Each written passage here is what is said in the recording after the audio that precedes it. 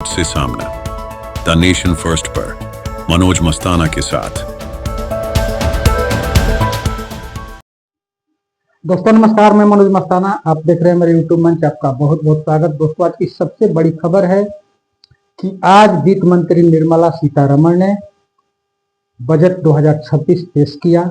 इस बजट में किसको क्या मिला, आम जनता को क्या मिला, पूरी चंद मिनट के वीडियो में हम विस्तार से रखने वाले हैं।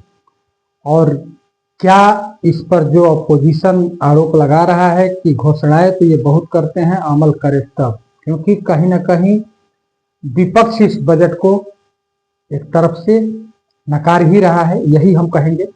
और इस बजट में क्या खास बात है, हम पूरी कुछ मिनट के वीडियो में हम आपके सामने रखने वाले हैं दोस्तों। लेकिन उससे पहले आप सबसे गुजारिश है कि आप चैनल पर नए हैं तो प्लीज चैनल को सब्सक्राइब करिए, बेल आइकन प्रेस करिए। वीडियो अगर अच्छी लगे तो लाइक, शेयर और कमेंट करिए। दोस्तों आज वित्त मंत्री निर्मला सीतारमण ने आज लोकसभा में आम बजट 2026 पेश किया।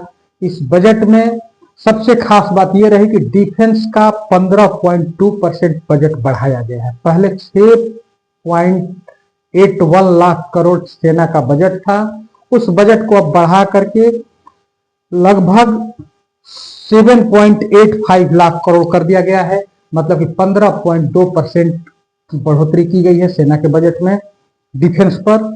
और इसमें जो भी आधुनिक टेक्नोलॉजी के हथियार होंगे वो खरीदारी होगी, और सेना से जुड़ी हुई मतलब जो भी आधुनिक तकनीक के जो भी संसाधन होंगे वो इस बढ़े हुए बजट में अब खरीदे जा सकते हैं, सेना को दिए जा सकते हैं। 15.2% सेना की बजट में बढ़ोतरी हुई है। साथ ही साथ एक और बड़ी खबर है कि कैंसर की 7 दवाइयों पर से आयात शुल्क हटाया गया है। मतलब ड्यूटी फ्री की गई है। ये ड्यूटी 5% लगती थी, जिसे अभी फ्री कर दिया गया है। 7 दवाओं पर से, कैंसर की 7 दवाओं पर से आयात शुल्क हटा दिया गया है। इसके अलावा सबसे बड़ी बात यह रही कि देश में 7 रेल कॉरिडोर बनेंगे। 7 रेल कॉरिडोर बनेंगे जिसकी घोषणा की गई है, जिसमें बिहार कहीं नहीं है, उत्तर प्रदेश में वाराणसी है। ये चीज मतलब कॉरिडोर हो सकता है जो वाराणसी से जो सिलीगुड़ी तक जा रहा हो तो उसमें बिहार आएगा। लेकिन बिहार के लिए कोई स्पेशल ट्रेन न दिल्ली से पटना के लिए दिया गया है, न पटना से कहीं और के लिए दिया गया है। जितना भी कॉरिडोर दिया गया है उसमें तरजीह महाराष्ट्र को दिया गया है और तमिलनाडु को दिया गया है। आंध्र प्रदेश को, माफ कीजिएगा, आंध्र प्रदेश को दिया गया है, क्योंकि आंध्र प्रदेश में आगे चुनाव है, चुनाव जीतना है।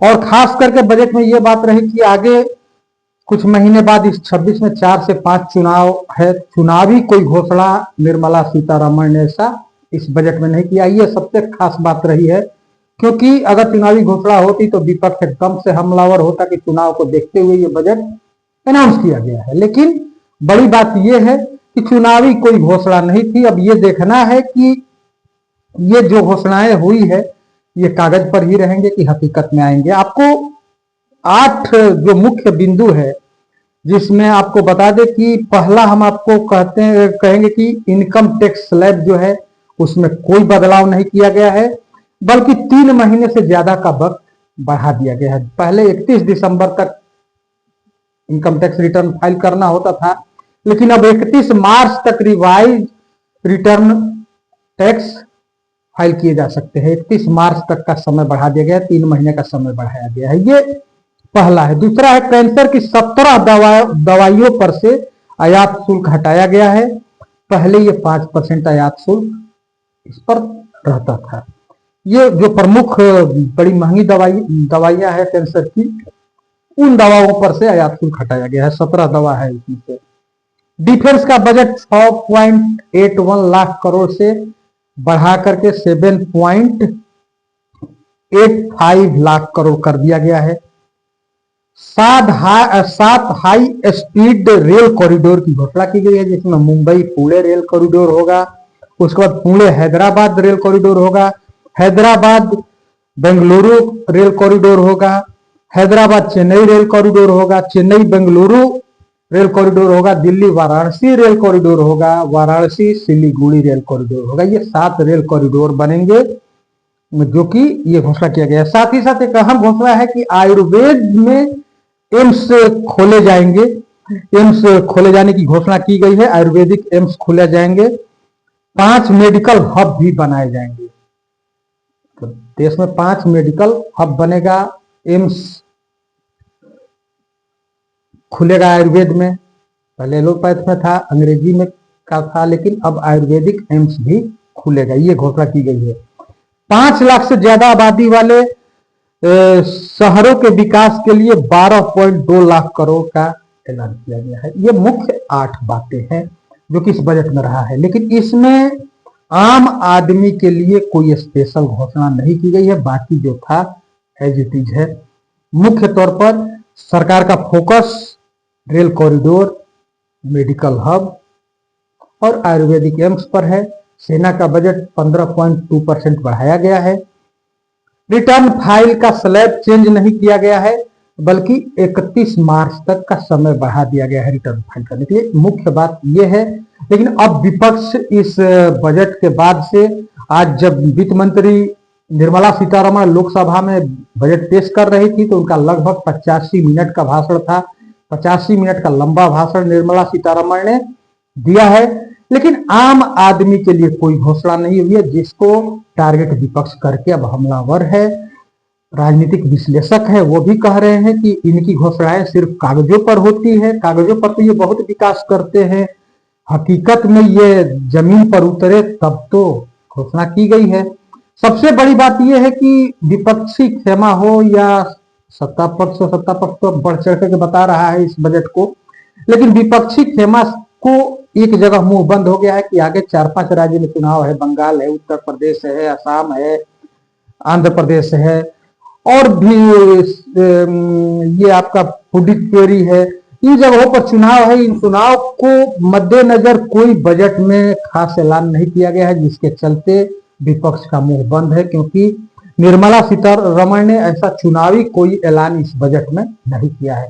तो मिला जुला करके बजट संतुलित है। विपक्ष का आरोप है कि इनकी घोषणाएं तो कागजों पर बहुत होती हैं, ये इसको इंप्लीमेंट करें तब इसको सही माना जाएगा। मुख्य तौर पर डिफेंस बजट की बढ़ोतरी सबसे अहम है, क्योंकि सेना के लिए बजट अधिक रखना जरूरी है, क्योंकि वर्तमान में जिस तरह के हालात चल रहे हैं, सीमा पर चारों तरफ से पड़ोसी मुल्कों के साथ जिस तरह से तनाव हमेशा बना रहता है, उसको देखते हुए डिफेंस बजट में इजाफा बहुत ही अच्छा है। और 7 रेल कॉरिडोर बनाए गए हैं। इसमें से कुछ राज्यों को नजरअंदाज किया गया है, जिसमें से बिहार है। बिहार के लिए कोई स्पेशल कॉरिडोर नहीं दिया गया है। भले जो कॉरिडोर बनेगा वो वाराणसी से सिलीगुड़ी तक, उस कॉरिडोर का हिस्सा बिहार कहीं ना कहीं बनेगा, किसी क्षेत्र में बनेगा। उत्तर बिहार में बने, मध्य बिहार में बनेगा, लेकिन बिहार के लिए स्पेशल कोई कॉरिडोर नहीं दिया गया है। वही हैदराबाद, आंध्र प्रदेश, महाराष्ट्र के लिए 2-2, 3-3 कॉरिडोर दिए गए हैं। जैसा कि आपको पहले हमने बताया कि मुंबई पुणे कॉरिडोर, पुणे हैदराबाद कॉरिडोर, उसके बाद से हैदराबाद बेंगलुरु कॉरिडोर, हैदराबाद में भी 2 कॉरिडोर, उसके बाद हैदराबाद चेन्नई कॉरिडोर, मतलब 3 कॉरिडोर हैदराबाद को, आंध्र प्रदेश को। उसके बाद चेन्नई बेंगलुरु, तमिलनाडु को भी 2 कॉरिडोर मिल रहा है। लेकिन बिहार के लिए कोई कॉरिडोर नहीं है। बंगाल के लिए एक कॉरिडोर है जो सिलीगुड़ी है, आपका वाराणसी सिलीगुड़ी। तो ये मुख्य आज की बजट में रहा है। अब आगे जो अगला वीडियो बनाएंगे तो और विस्तार से इसकी गहन अध्ययन करके हम आपके सामने तथ्य रखेंगे। लेकिन टैक्स स्लैब में सबसे बड़ी बात, राहत की बात यह है कि टैक्स स्लैब में कोई इजाफा नहीं हुआ है, कोई बदलाव नहीं किया गया है, बल्कि 3 महीने का समय बढ़ाया गया। तो फिलहाल बजट से जुड़ी हुई खबर थी। आप अपना ख्याल रखिए, और चैनल पर नए होंगे तो चैनल को सब्सक्राइब करिए, बेल आइकन प्रेस करिए। वीडियो अगर अच्छी लगे तो लाइक, शेयर और कमेंट जरूर करिए। बहुत बहुत धन्यवाद। नमस्कार।